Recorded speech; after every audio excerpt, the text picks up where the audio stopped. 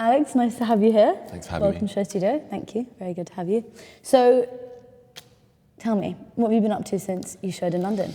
Since I showed in London, I have been to Paris to do the sales, and then I got back, and it's just been kind of just loads of amazing feedback since the show, and doing all the admin-y side of things because it gives me a bit of time to catch up with all that kind of stuff. Sure. It's nothing particularly that interesting, but all the businessy, creative things. Oh, of course. Yeah. Is that something you enjoy? I do actually really enjoy it because I quite like organising and colour coding. But I think I think if you can apply like a creative outlook on that kind of business side of things, then it is quite fun sometimes. Okay. Yeah. You can tell you like colour coding because of your collection. Really? I think so. Oh, good. Does it look organised? I would say so. I think it looks like it has been put in a certain order. So tell me, was there a certain colour scheme that you began with? No. I don't really work like that. Okay, fine. No, it's fine. The way I kind of tend to work is that I just gather things that I really like, and I don't really try not to think too much about it because I think it always just kills it for me. So like I kind of just start collecting things and editing until I've kind of found what I really like the combination of.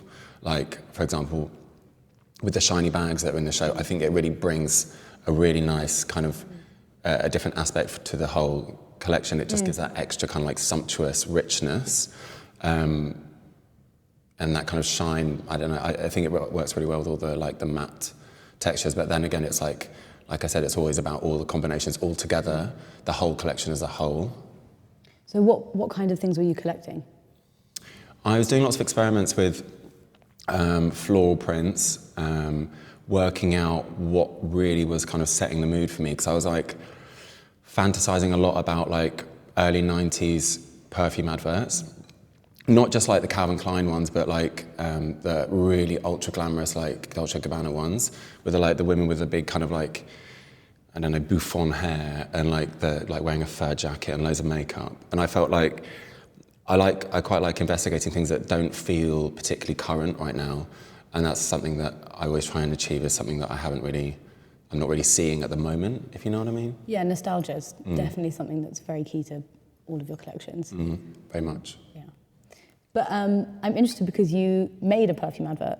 Yes. So I'm going to play it for you. Yeah. Because actually it's quite short but fun. And you can just tell me a little bit about it.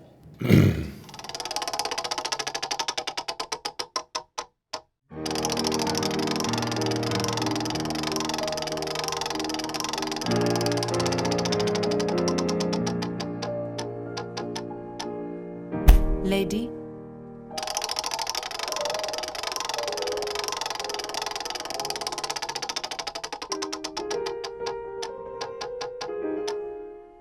Gentleman. Perfume by Alex Mullins. I mean, I guess I should first of all say that there is no perfume. Oh, that was what I was going to ask, and I'm actually very disappointed with that answer. I know, me too.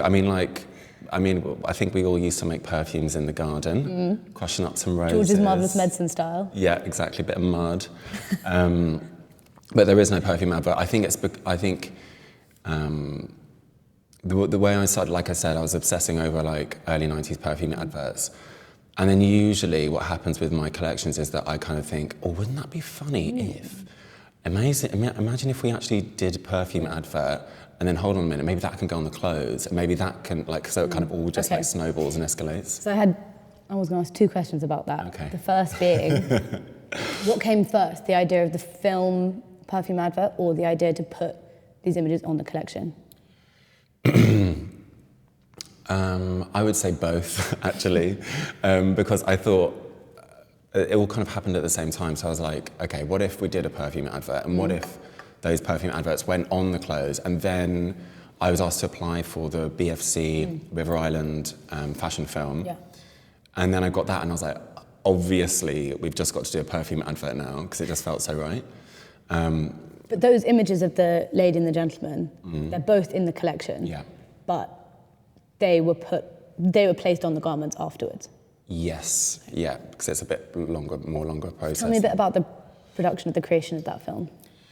Well, I had this idea that I like to do things that I feel new and feel kind of fresh. And I felt like I was looking a lot, as I said, I was obsessing over these perfume adverts, and I was just thinking, there's far too many clothes and too much production in like all of these kind of shoots. It's so intense. But then really what it's about is kind of basically being naked and having a smell, really. I mean, the only clothes that they're wearing in the advert is like the guy's wearing white briefs and the girl's just wearing flowers, she's completely naked. And I felt like this has to be something that, I guess it's me thinking about being quite aspirational with where I want my brand to go and thinking about what it could be if it was a real smell. Well, that leads me to my second question, which is, if there was an Eau de Alex Mullins Spring Summer 18, what would it smell like? I think it would have to be something quite personal. I mean, I guess it's just kind of taking on characteristics that I think are really key within my work, which is being quite direct, being quite abstract sometimes. As I said, I like everything to always feel kind of like fresh and new, so it'd be kind of probably quite a direct smell, something quite zesty, but a little with undertones of tobacco, probably. Okay. Fresh, like daisies? Perhaps like daisies. Which then leads us back to the collection. Yeah. And then... Hold on, do daisies have a smell? Daisies, I think, have a smell. In fact, Marc Jacobs has a perfume called Daisy. Does it smell of daisies? I think I smelled it once. I'm going to argue yes. Yes, okay. Maybe you should buy it and check it out for yourself. So tell me a bit about the daisies. Okay. So the daisies, again, I think when I'm working, I'm quite a sponge, I guess. So I'm just kind of looking and like thinking about how we can use everything that I'm seeing at that particular time. And in the courtyard where my studio is, there's all these daisies just came up. So that's just a photo, quite a low res photo, actually. You took this photo, warped it, yeah, and placed it on this garment. Right, yeah. so I've got a nice big one of that. Maybe not. That's nice. So yeah, and then you placed it in different. Taking these pictures on kind of not a super high res camera. Okay. So because I wanted it to feel, I felt like we're quite saturated with the technology behind like print design, and so I kind of wanted it to feel a little bit like lower resolution, I suppose. Okay, it's interesting to me because such a big part of this collection is how you've used those images and warped them. Yeah. So tell me a bit about the motivations behind that. With the warped silhouettes, I think I was trying to explore how I could get this feeling of like smelling something into the clothes. And the way that smelling makes you feel is kind of quite drawn out, and also the way it's depicted in films is kind of like those kind of waves of lines in the air, do you know what I mean? So it kind of feels like drawn out. You think I'm mad? I'm actually thinking about how I feel when I smell something. But I think I understand what you mean. It's kind of how it's depicted in film a lot, like especially cartoons. Like, right, I see. Yeah. You see like a Tom and Jerry pie on the windowsill, and then the waft goes through the air like waves. Okay. Yeah, exactly. Or like when like someone's smelling a perfume in a cartoon, I suppose. So when you were watching the looks go out during the show, were you imagining your audience with their noses in the air? Absolutely not. Would that have been I was a little stressed at the time, trying to switch looks. But how were you feeling backstage? I was really, really excited, and I feel like this collection for me was a real turning point because I feel like it. Sometimes I think it's taken me a while to really nail what it is that I wanted to do, and because my kind of practice is very experimental, I think I'm always playing with combinations, and I feel like sometimes you hit on a certain like recipe, and I feel like this really worked for me. Well, I was going to say, I think this collection definitely felt like almost like a graduation. It feels much more mature than what you've done before, and I think there's something definitely to do with your use of fabrics. You've used sort of cashmeres and silks. Do you think that that's got something to do with it? I think definitely. I mean, I guess the reality is that after you know, when you're starting out, you've got like about £10 and you've got to make, you know, however many looks collection with £10.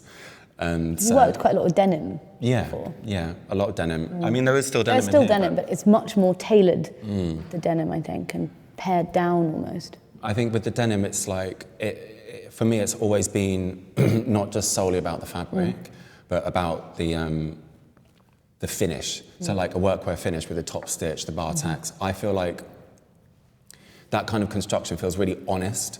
Sometimes it can feel quite brutal, and it feels really industrial, and that's the kind of design that I really like. Is that kind of the way that like a felled seam is like so locked together and it feels so like strong, is what it's kind of, so I think I can take that kind of construction into my other area when I haven't actually used the denim. There's definitely much more of a lightness and a softness to some of these pieces. I mean, tell me a bit about, you know, these long, these dresses that are just sort of thrown over the body. Well, that's exactly how I wanted it to feel. Like I said, a lot of what I do is quite experimental. So sometimes I'm like, right, we've got to do this life-size Perfume advert. That's going to be the same on. It's going to be her back when it's on the back. It's going to be her front when it's on the front. And I know that in my gut I've got to print these fabrics like that, but I don't necessarily actually have an exact thing that I want to make out of it. Like that dress, it only came through like the draping, like draping that silhouette and realizing that I didn't want to cut into the fabric at all, because I think it would spoil the kind of like the honesty of it, you know? And I think that's really important to me, have this kind of really, I don't know, quite direct and quite honest pieces, I suppose. It's quite simple. Tell me a bit about this, how the construction of this image and the process behind that. Okay, so that advert there is a guy called Josh, and that's Josh actually wearing it as well. So this is Josh. Yeah, and also the model is Josh. And this is also Yes. Josh. I mean, I like that whole, you know, that double entendre, I suppose. It's kind of like, is that him? Is that him? Hold on a minute. It's quite sort of like that. The whole collection feels a bit like it's this kind of warped parallel universe. And I guess it's like him wearing his own parallel. Exactly. I think that's like a topic that I'm always quite obsessed with, is like creating a parallel universe. It's kind of like a Black Mirror, I suppose. Yeah, of course. It's one of the references that you used. So you printed some of these from the Perfume advert, but I'm also interested in the fact that you used images from your previous collections and sort of referenced yourself when you printed those on. What were you thinking when you did that? I mean, this is something that I've been kind of playing with for maybe 3 seasons now, I mean, in the short amount of time that I've had my brand, which is I think just like 3.5 years now, I feel like we're constantly generating so much material that I just don't really want to forget about it. And if I can do it in like a different way, that's not just like taking a jacket from season 1 and then remaking it, I feel like that's quite obvious, which I mean, I have done that, I'm not going to lie. But I mean, to see if I can kind of reinterpret some of the pieces that I've done in the past in a completely different way. So this came from a photograph of the man model hugging, the woman model hugging the man, and he's wearing that jacket. And what was the image used for? It was basically, when we were doing the filming of the Perfume ads, we did a series of other 360-degree photos, photo shoots, like outfits, basically. And with the intention of somehow using these images to create more graphics on the clothes. Like this particular shoot here, this outfit, the hugging, there's another look further down in the collection towards the end, which is we did like an introverted like panorama, that one there. This one? Yeah. Nice. So when it's laid completely flat, it looks really, really bizarre. But when you have it completely covering the silhouette, it literally looks like... And is that just tucked in there? That's tucked in, yeah. Why did you choose to just tuck it? I mean, first of all, it's very long. Practical reasons. And second of all, it made it feel more 3D. The way it was kind of tucked in at kind of a waistband point. But when you walk around that silhouette, when someone's wearing it without their arms sticking out, it really looks like there's two people kind of hugging, but it's flat. And it's that kind of like double take surrealism that I absolutely love. It's like totally up my street. So are you a fan of the TV show Black Mirror? I have seen it, yeah. But not necessarily a fan? I think it's more the term that I'm kind of referencing, like Black Mirror. But for me, it's like, in films and stuff like that, I've always loved the dream sequence. It's like when someone's having a daydream, they go off into this like other place. And that's kind of something I'm always kind of thinking about when I'm working. Yeah. Well, I ask about social media a bit because I'm interested in this concept that, designers often design this one sort of spectacular look for social media almost, for those likes, for those clicks. And I'm not, I don't know if this is a purposeful thing, but I think inadvertently you achieved that. And this is the look that I'm talking about. Yeah, for sure. Because, it was everywhere. It was. What do you think about that? I mean, I didn't really do it with the intention for... If you had, it'd be a bit... you wouldn't say anyway. Probably would have put a hashtag on his chest or something. Next time. Next time. So, damn, we're putting it away now.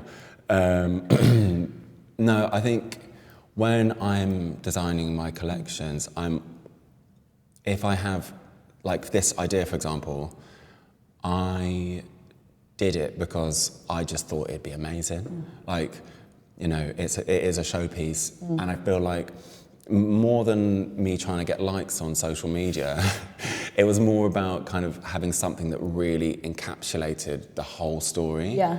And kind of sometimes you can only really explain that in more abstract pieces for me, I think. You said before that your collections are often very narrative. Do you feel like this was the final look in the collection? Right? Do you think this was, it's the end of the story for Spring Summer 18? I think so. I think it was the cherry on the cake at the end, I think. I feel like because I was exploring how I could get this kind of stretch, this kind of drawn out silhouette, and then kind of like playing around with it in the cut of garments, playing around with it in the prints, and then at the end playing around with it in something that's so like abstract that you can't quite work out what it is, but it looks like a stretched out man on a flag. So tell me, well, tell me exactly what we're looking at. Okay, so that's our male model, Josh. This was another one of the shoots we did in the 360-degree photo booth. What is he wearing? What season is he wearing? He's wearing my first season, Autumn/Winter 14, where I was. The fabric of that jacket is that suit is it's a denim with a silk on top, which I then distressed away the top layer so you could see the denim through it. And so I thought it'd be quite funny to print that whole thing back onto silk. Yeah. Good one. And also that it kind of made it look a bit more like liquid. Yeah, it does. It looks very fluid. And tell me about the back of this look. It's the back of him. Okay. So it's kind of the same idea that I was playing around with the other pieces. It's like the front is the front and the back is the back. And does the whole garment cover does it cover his head and it covers the back of him too? It does cover his head. How did he see? Everyone says well, this. I mean, it's an obvious question. It just ruins the illusion. That's the point. We had to cut tiny little holes. Really? Yes. Where? Here? In the eyes. Yeah. Very nice. So there are tiny holes. Tiny holes. Here and here. Silk, yeah. Because I mean, I thought, because I played around with something like this before, where I was digitally printing faces onto faces. Well, I was going to ask, you've done this in your previous collections, and this happens again with the sort of scarves that are tied around, but those are more sheer. No, they're all in this silk satin. Right. So I mean, sorry, yes, these ones are all in silk satin, but previous season it was more sheer. Right. But this season, did you have to do eyes for all of them? Yeah, we did. Did you have anyone trip over? I mean, almost, but because they're quite long. Yeah. I mean, that's and flip-flops on top. I know. On bottom, but you know At least what I mean. it wasn't stilettos, you know? True. Then it would have been more But that would have at ridiculous. least given them a bit of height. You're very right. I am. No, yeah, we had to. We thought we would be able to get away with it because it was really, really bright. The production of the show was really, really bright in that room, but you really couldn't see anything. And at first I was like, oh, come on, of course you can see. Then I tried it and I was like, no. You couldn't see anything. Can't see anything. So would you say this is your favourite look from the collection? I think this was my two brains here, isn't it? It's like my showy brain. Okay. This is my favourite showy look. Right. But then I do quite like the first look, which is the daisy shirt. suit. Yeah, with the stretched out bit. Okay. Yeah, with a warp daisy shirt. What are you going to finish on, you know? What's predominantly the brain you're going with? The showy brain or the other one? Well, I mean, to be honest, I have worn the silk thing. I've tried it on. You have? But What did you wear it to? The studio. Okay. If you can take the hood off. Oh, really? Or you can just You can just like pull it or like make it so it's not on it goes your to head. one side. And it's like quite a fab dress actually. I have to find an event to wear that to. Yeah, you really do. Yeah, Oscars maybe. I haven't been Optimistic. All right, Alex, it's been a real pleasure. Thanks. Thank you very much for telling us about your latest collection. You're welcome. Thank you. Thanks.